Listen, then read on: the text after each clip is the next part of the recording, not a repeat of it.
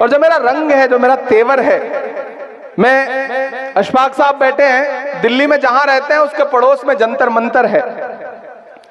महिला पहलवान पिछले 1 महीने से बैठ करके गुजारिश कर रही हैं कि ये हमारी अपील है, इसे सुना जाए, लेकिन महज 1-1.5 किलोमीटर दूर बैठे हुए हुक्मरानों के कान पर जूं नहीं रेंग रही है। 700 किसानों ने शहादत दी, उसके बाद बिल वापस लिया गया। उस दौरान मैंने 4 मिसरे कहे थे इस नज्म के एक बंद में, मैं वो सुनाता हूं और इस हुकूमत से कहता हूं कि हिंद के नौजवानों के दुश्मन हो तुम, सच बोल रहा हूं कि हिंद के नौजवानों के दुश्मन हो तुम, आरती और अजानों के दुश्मन हो तुम।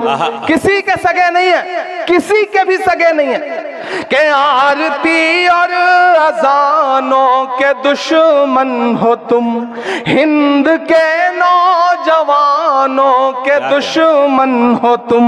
पहले तो हिंदू मुस्लिम के दुश्मन थे, पर आजकल तो किसानों के दुश्मन हो तुम, के अन्नदाता से उलझे हैं इस बार ये। तैयार है ना? अगर सच लगे तो मैं जो बातें यहां खड़ा होकर बोल रहा हूं, मैं सिर्फ यही नहीं बोलता, मैं कोशिश करता हूं कि ये बातें उनसे 6 फीट दूर खड़े होकर के पार्लियामेंट में भी बोलूं। मैं बोल रहा हूं, मैं आपकी आवाज बन के बोल रहा हूं और ये कह रहा हूं कि अन्नदाता से उलझे हैं इस बार ये।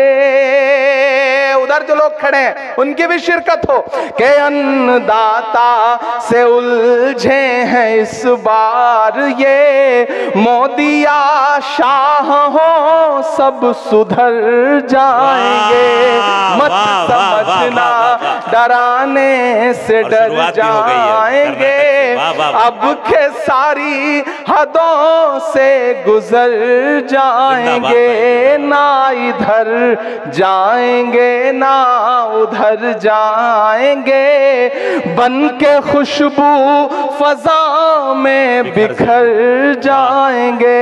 मौत के नाम का खौफ देता है क्यों, मौत जिस रोज आएगी मर जाएंगे। बहुत शुक्रिया। मैं आऊं और जाऊं और आप बार बार फरमाइश करें। मैं चाह रहा हूं कि मैं आखिर में एक नज्म आपको सुना देता हूं, एक नज्म जो मैं अपनी पसंद की आपको सुनाना चाहता हूं। बहुत अच्छा सुन रहे हैं आप, उस पूरे रंग में आ चुके हैं। एक नज्म सुनाता हूं। इसराइल साहब, बहुत अच्छा बोला आपने। मैंने बहुत कम सियासी लोगों को ऐसा देखा है कि सामने बैठी हुई भीड़ जो है वो पूरा इम्तहान ले रही हो, फिर भी बोलने की जो जिद है उसके लिए मैं आपको सलाम करता हूं। दोस्तों, मैं चाहता हूं कि एक बार जितने भी यहाँ मेहमानान बैठे हैं, भले ही मैं यहाँ मेहमान हूं लेकिन डाइस पर मैं शायर की हैसियत से खड़ा हूं, और जितने सियासी मेहमान बैठे हैं मैं चाहता हूं एक बार जोरदार ताली बजा करके उनके लिए आप उनकी इज्जत अफजाई करें। मेरा अपना मानना है कि शायर जो है वो समाज का आईना होता है, और हम देश भर में मुशायरों में जाते हैं, मेहमान आते हैं, सियासी लोग आते हैं, शमा रोशन करते हैं और चले जाते हैं। मैं पहली बार ऐसा देख रहा हूं सीमांचल में कि सारे के सारे सियासी लोग बैठे हुए हैं। मेरा अपना मानना है कि शायर समाज का आईना है, और आईने के सामने बैठने की हिम्मत वही कर सकता है जिसका दामन साफ सुथरा हो। ये जो सियासी लोग हैं ये नेक लोग हैं, अच्छे लोग हैं, आपकी दुआएं ये बता रही हैं, आप खुद बहुत अच्छे लोग हैं। मैं एक नज़्म आपको सुनाता हूं। मैं इन दिनों जब सियासी महफिलों में जाता हूं तो मेरा दिल करता है कि उनसे पूछूं जिनको आप चौकीदार के नाम से जानते हैं, उनसे बातचीत करूं, उनकी खामोशियों को महसूस करूं। मैं पढ़ता हूं एक नज़्म आपको कि कहां सोया है चौकीदार, कहां सोया है चौकीदार, कहां सोया है चौकीदार, कहां सोया है चौकीदार। पेट्रोल ने संग सेंचुरी मार ली गैस 1000 के पार, कहाँ सोया है चौकीदार, कहाँ सोया है चौकीदार। के चाय बेचने वाला पूरा भारत बेच रहा है, सच बोल रहा हूं मैं, कि चाय बेचने वाला पूरा भारत बेच रहा है। इसी काम में हासिल उसे महारत बेच रहा है। कि रेल बिक गई तेल बिक गया बिका हवाई अड्डा, रेल बिक गई तेल बिक गया बिका हवाई अड्डा। सब कुछ बिकता देख के खुश हैं अपने जेपी नड्डा।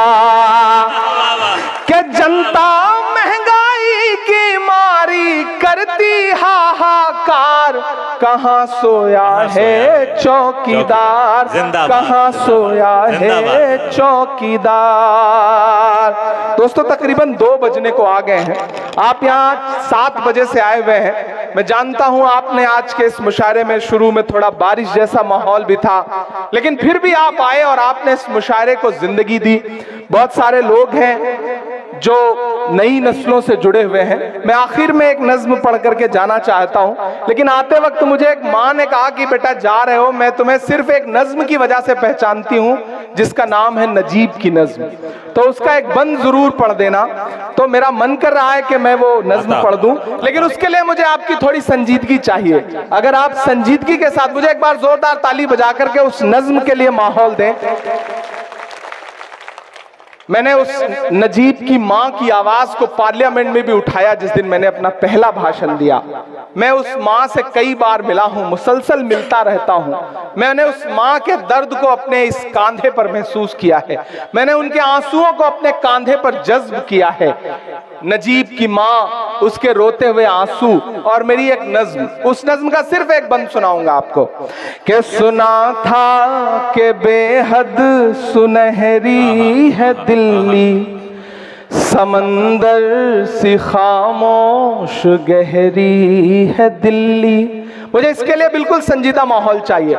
जो इधर एक बेटा कुर्सी ले जा रहे हैं वो किनारे हो जाएं थोड़ा सा, बस थोड़ा सा ऐसा लगे मुझे कि नहीं, मैं बिल्कुल संजीदा लोगों के बीच में खड़ा हूं। मुझे माहौल दीजिएगा इस नज्म के लिए। कि सुना था कि बेहद सुनहरी है दिल्ली, समंदर सी खामोश गहरी है दिल्ली, मगर एक माँ की सदा सुन न पाए तो लगता है गूंगी है बहरी है दिल्ली। सुना था कि बेहद सुनहरी है दिल्ली, समंदर सी खामोश गहरी है दिल्ली, मगर एक माँ की सदा सुन न पाए तो लगता है गूंगी है बहरी है दिल्ली।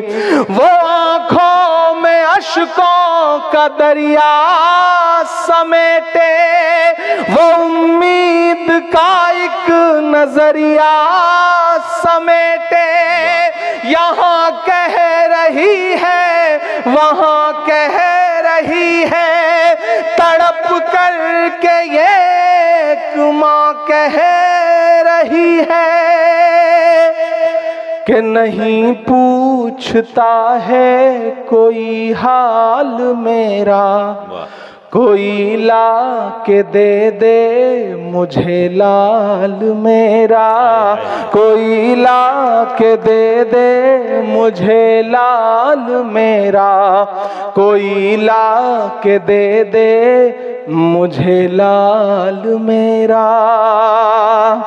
उसे लेके वापस चली जाऊंगी मैं, पलट कर कभी फिर नहीं आऊंगी मैं। उसे लेके वापस चली जाऊंगी मैं, पलट कर कभी फिर नहीं आऊंगी मैं। उसे लेके वापस चली जाऊंगी मैं, पलट कर कभी फिर नहीं आऊंगी मैं। वही है बुढ़ापे का मेरे सहारा, वो बिछड़ा तो जिंदा ही मर जाऊंगी मैं। वो बरसों से है लापता लेके आए, कोई जाके उसका पता लेके आए। वही है मेरी जिंदगी की कमाई, वही तो है सदियों का आमाल मेरा। कोई ला के दे मुझे लाल मेरा, कोई ला के दे मुझे लाल मेरा। बहुत शुक्रिया। और जाते जाते आखिरी 2 मिनट आपसे आखिरी गुफ्तगू, और उसके बाद 2 बड़े शायरों को आपको सुनना है, राना तबस्सुम को। अशफाक करीम साहब, इसराइल साहब, मुजाहिद भाई, अंजार साहब, इज़ार अशफी साहब,